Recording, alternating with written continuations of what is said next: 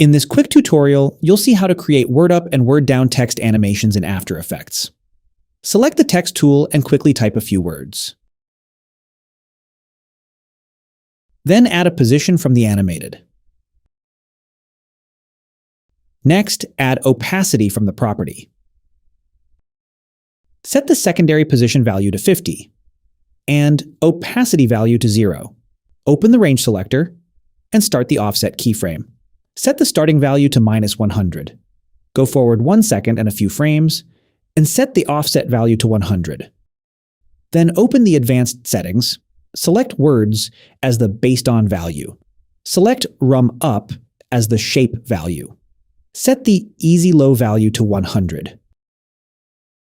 That's it, our word up text animation is ready.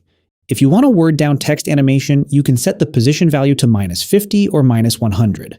That's all. Like the video and subscribe for more animation and After Effects techniques. See you in the next videos.